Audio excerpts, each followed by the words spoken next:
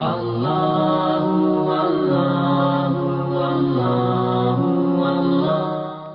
گفتگو ہے امام جعفر صادق علیہ الصلوۃ والسلام کی شخصیت کے حوالے سے۔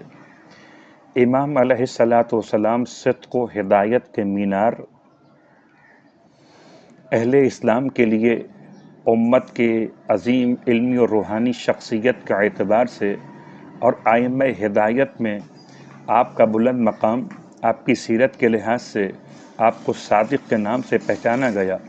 اخلاق جو معاملات میں ڈھل گئے اللہ کے بندوں کے لیے، امام علیہ الصلوۃ والسلام نے کچھ اس انداز سے اپنی شخصیت کو پیش فرمایا کہ خفیہ طور پر صدقہ و خیرات فرماتے تھے، پسندیدہ چیز کی خیرات فرماتے تھے۔ ایک دن آپ سے شکر اور چینی کے صدقے کے بارے میں پوچھا گیا تو آپ نے ارشاد فرمایا کہ مجھے سب سے زیادہ پسند ہے اور میں چاہتا ہوں کہ وہی چیز اللہ کی راہ میں صدقہ دی جائے تو سب سے زیادہ مجھے عزیز ہو۔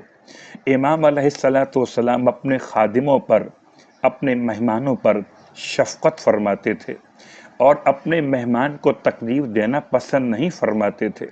آپ اپنے غلاموں کے ساتھ بھی نہایت نرمی کے ساتھ پیش آتے تھے۔ امام علیہ الصلوۃ والسلام عبادت اور عمل کے درمیان توازن قائم فرماتے تھے۔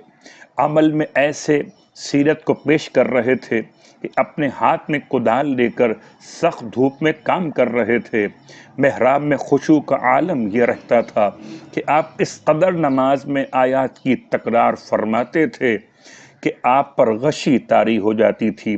جب آپ سے پوچھا گیا تو فرماتے ہیں میں قرآن کی آیات کو دہراتا رہتا ہوں یہاں تک کہ ایسی حالت پر پہنچ جاتا ہوں جیسے میں انہیں براہ راست اسے نازل کرنے والے سے سنتا ہوں۔ خداوند عالم ہم سب کو سیرت امام علیہ السلام پر عمل کرنے کی توفیق عنایت فرمائے۔